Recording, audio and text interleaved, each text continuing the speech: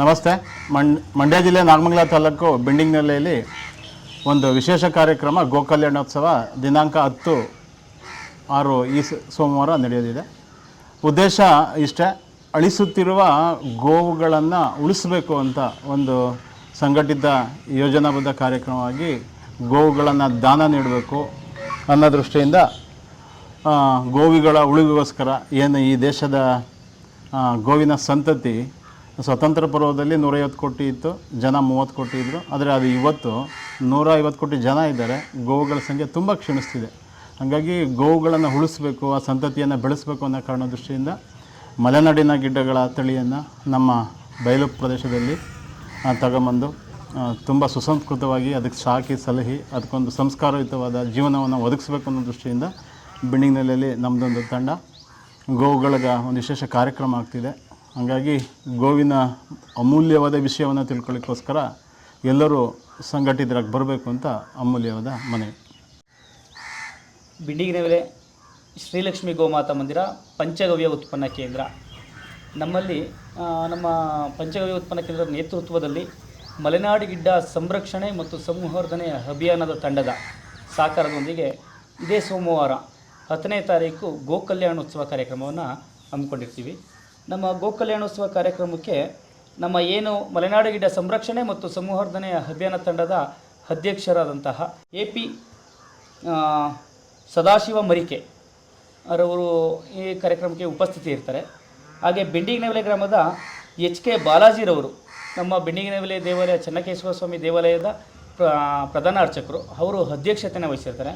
ಹಾಗೆ ಮುಖ್ಯ ಅತಿಥಿಗಳಾಗಿ ವಿದ್ವಾನ್ CA ಭಾಸ್ಕರ್ ಭಟ್ ಅವರು ನಾಗಮಂಗಲದವರು ಹಾಗೂ ಹಿರಿಯ ಪತ್ರಕರ್ತರು, ಸಮಾಜಮುಖಿಯಾಗಿ ತಮ್ಮನ್ನು ತಾವು ತೊಡಗಿಸ್ಕೊಂಡಿರುವಂಥವ್ರು ಮತ್ತು ಪತಾಂಜಲಿ ಅಂಗಡಿಯನ್ನು ಇಟ್ಕೊಂಡಿರುವಂಥವ್ರು ಅವ್ರು ಬರ್ತಾಯಿದ್ದಾರೆ. ಹಾಗೆ ಬಿಂಡಿಗಿನವೆಲೆಯನ್ನು ಪ್ರತಿದಿನವೂ ಬಿಂಡಿಗಿನವೆಲೆ ಅಭಿವೃದ್ಧಿಗೋಸ್ಕರ ತಮ್ಮನ್ನು ತಾವು ತೊಡಗಿಸ್ಕೊಂಡಿರುವಂಥ ಒಂದು ಸಂಸ್ಥೆ ಅಂತ ಅಂದರೆ ವೈನತೆಯ ಭಕ್ತ ಮಂಡಳಿ ನಮ್ಮೂರಿನ ದೇವಾಲಯದ ಅಭಿವೃದ್ಧಿಗೋಸ್ಕರ ಮತ್ತು ಬಿಂಡಿಗಿನವೆಲೆ ಸಂಪೂರ್ಣ ಅಭಿವೃದ್ಧಿಗೋಸ್ಕರ ತಮ್ಮನ್ನು ತಾವು ತೊಡಗಿಸ್ಕೊಂಡಿರ್ತಾರೆ. ಅವರು ಸಹ ಆ ಕಾರ್ಯಕ್ರಮಕ್ಕೆ ಆಗಮಿಸ್ತಾ ಇದ್ದಾರೆ. ಹಾಗೆ ಅಭಿಷೇಕ್ ಬಿಂಡಿಗಿನವೆಲೆಯ ಪಶುವೈದ್ಯ ಅಧಿಕಾರಿರವರು, ಅವರು ಸಹ ಈ ಕಾರ್ಯಕ್ರಮಕ್ಕೆ ಮುಖ್ಯ ಅತಿಥಿಗಳಾಗಿ ಬರ್ತಾ ಇದ್ದಾರೆ. ಹಾಗೆ ನಮ್ಮ ಮಲೆನಾಡು ಗಿಡ್ಡ ಸಂರಕ್ಷಣೆ ಮತ್ತು ಸಂವರ್ಧನೆ ಅಭಿಯಾನ ತಂಡದ ಅಧ್ಯಕ್ಷರು AP ಸದಾಶಿವ ಮರಿಕೆ ಅವರು ಸಹ ಈ ಕಾರ್ಯಕ್ರಮಕ್ಕೆ ಬರ್ತಾ ಇರ್ತಾರೆ.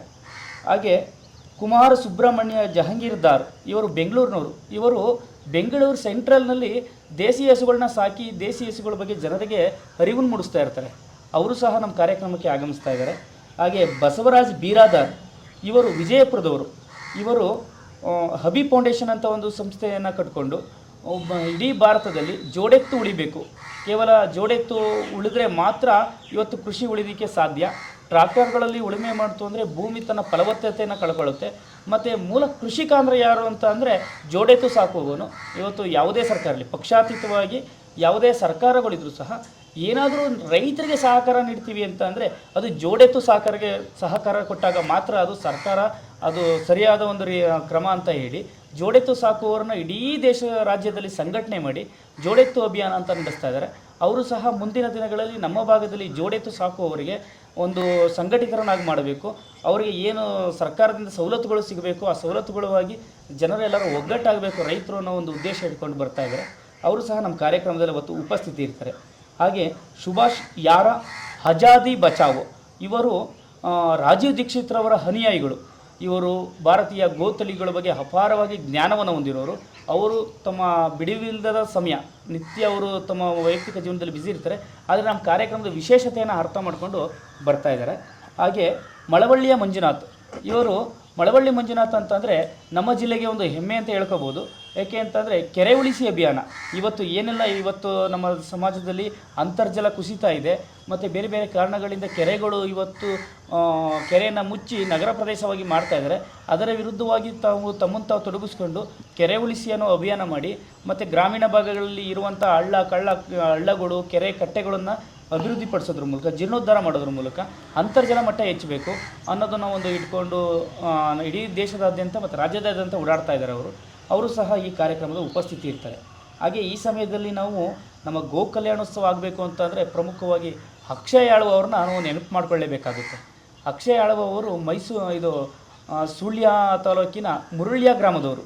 ಇವತ್ತೇನು ಭಗೀರಥಿ ಮೇಡಮ್ ಅವರು ಇದ್ದಾರೆ MLA ಅವ್ರ ಗ್ರಾಮದವರು, ಅವರು ನಮಗೆ ಹಸುಗಳನ್ನು ಯಾರ್ಯಾರು ದಾನದ ಕೊಡ್ತಾರೆ ಅವ್ರನ್ನೆಲ್ಲ ಒದಗಿಸಿ ಅವರೆಲ್ಲ ಮಾತಾಡಿ ಸಂಪರ್ಕ ಮಾಡಿ ಈ ರೀತಿಯ ನಮ್ಮ ಮಲೆನಾಡು ಗಿಡ್ಡ ಹಸು ಉಳಿಬೇಕು ಅನ್ನೋದಕ್ಕೋಸ್ಕರ ಅವರು ತಮ್ಮನ್ನು ತಾವು ತೊಡಗಿಸ್ಕೊಂಡು ನಮ್ಮನ್ನ ಸಹಕರಿಸ್ತಾ ಇದ್ದಾರೆ.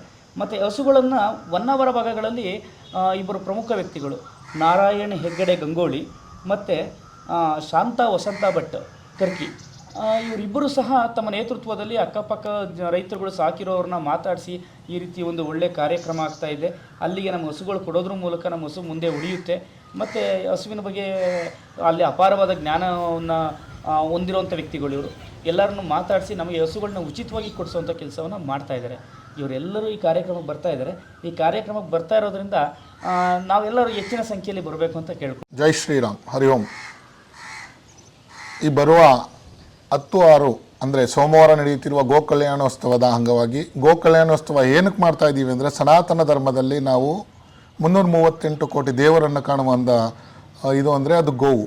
ಅದಕ್ಕೋಸ್ಕರ ಸನಾತನ ಧರ್ಮ ಮುಂದಿನ ಪೀಳಿಗೆಗೂ ಚೆನ್ನಾಗಿರಬೇಕು. ಹಾಗೂ ದೇಶೀಯ ತಳಿಯ ಈ ದೇಶದಲ್ಲಿ ದೇಶೀಯ ತಳಿ ಅಳಿಯುತ್ತಿದ್ದು ಇಲಾತಿ ಹಸುಗಳ ಒಂದು ಪೂರೈಕೆಯಲ್ಲಿ ಅನಾನುಕೂಲ ಇದ್ದು ದೇಶೀಯ ತಳಿಯಲ್ಲಿ ಅನುಕೂಲ ಇರುವಂಥ ಹಾಲು ಉತ್ಪತ್ತಿಯನ್ನು ನಾವು ಏನು ಮಲೆನಾಡು ಗಿಡ್ಡ ಆಗ್ಬೋದು, ಅಮೃತ ಬಳ್ಳಿ ಆಗ್ಬೋದು, ಹಾಗೂ ಒಂದು ಹಳ್ಳಿಕಾರ ಆಗ್ಬೋದು, ಈ ಹಸುಗಳಲ್ಲಿ ಏನು ದೇಶೀಯ ತಳಿ ಹಸುಗಳಲ್ಲಿ ಬರುವಂಥ ಹಾಲುಗಳು ನಮಗೆ ಪೂರಕವಾಗಿದ್ದು ಅದರಲ್ಲಿ ಆರೋಗ್ಯ ಮುಕ್ತವಾಗಿದ್ದು ಇರುವುದರಿಂದ ಇದನ್ನ ಬೆಳೀಬೇಕು, ದೇಶೀಯ ತಳಿ ಉಳಿಬೇಕು ಅಂತ ಈ ಒಂದು ಕಾರ್ಯಕ್ರಮವನ್ನು ಹಮ್ಮಿಕೊಂಡಿದ್ದೇವೆ.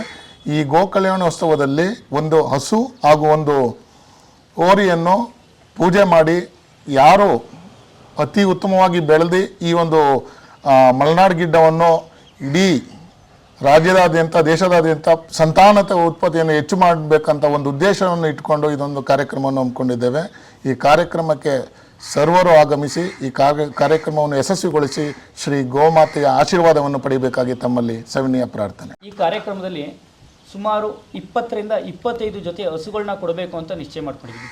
ಈಗಾಗಲೇ 20 ಜನರ ಒಂದು ಆಯ್ಕೆ ಆಗಿದೆ, ಯಾರಿಗೆ 20 ಜನಕ್ಕೆ ಕೊಡಬೇಕು ಅಂತ.